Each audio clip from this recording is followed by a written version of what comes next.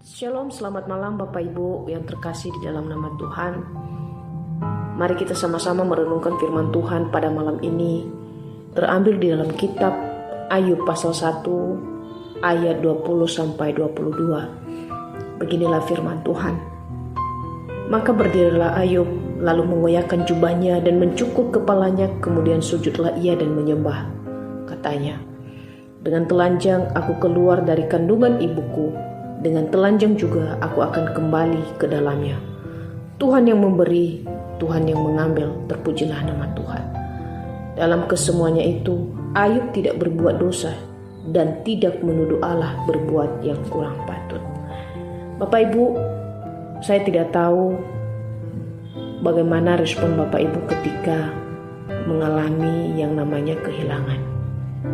Namun yang pasti ketika berbicara kehilangan, pasti semua orang tidak merasa senang dan bahkan tidak menyukainya.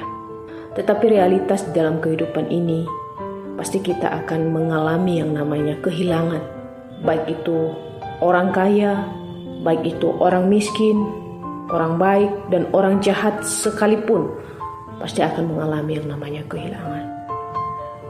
Kehilangan ini berupa seperti kita kehilangan orang-orang yang kita cintai, kehilangan orang tua kita, sahabat kita, atau kehilangan juga barang-barang yang kita sayang. Tetapi yang menjadi pertanyaan bagi kita saat ini adalah, bagaimana respon kita ketika kita kehilangan? Apakah kita akan berkata, mengapa ini terjadi? Atau kita akan bertanya, mengapa ini terjadi pada keluargaku? Tidak sedikit orang pada akhirnya menyalahkan orang lain atau bahkan Tuhan. Misalnya, suatu kejadian ada seorang mama yang sedang masak di dapur dan meninggalkan anak kecil yang sedang tidur di ranjangnya. Dan kemudian anak itu jatuh dan sampai meninggal dunia. Kemudian sang suami akhirnya menyalahkan istrinya sambil berkata, andai saja istri saya tidak memasak di dapur saat itu, anak saya tidak akan meninggal dunia seperti ini.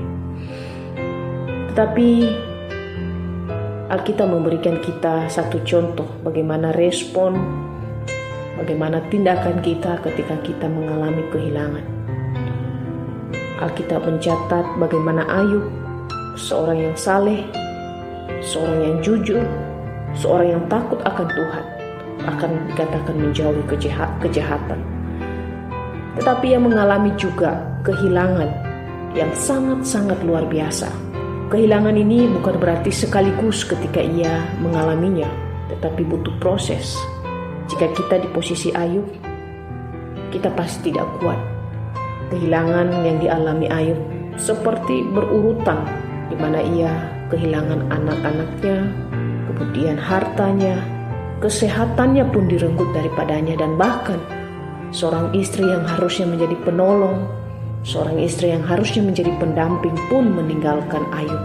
Sahabat-sahabat yang dianggap dekat pun meninggalkan Ayub, bahkan menyalahkan Ayub. Tetapi respon Ayub dalam kondisi seperti itu, dia tidak menyalahkan istrinya, dia juga tidak menyalahkan orang yang menjaga dombanya, ataupun menyalahkan Tuhan sekalipun. Melainkan ia memberikan respon dan berkata, Tuhan yang memberi, Tuhan juga yang mengambil, terpujilah nama Tuhan. Ayub bukan tidak mengalami duka.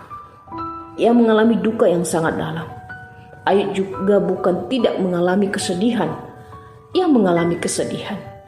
Tetapi Ayub sadar bahwa yang dimilikinya itu adalah sementara dan asalnya adalah dari Tuhan. Sehingga karena hal ini yang membuat Ayub tidak melawan Tuhan sekalipun dan bahkan menyalahkan Tuhan.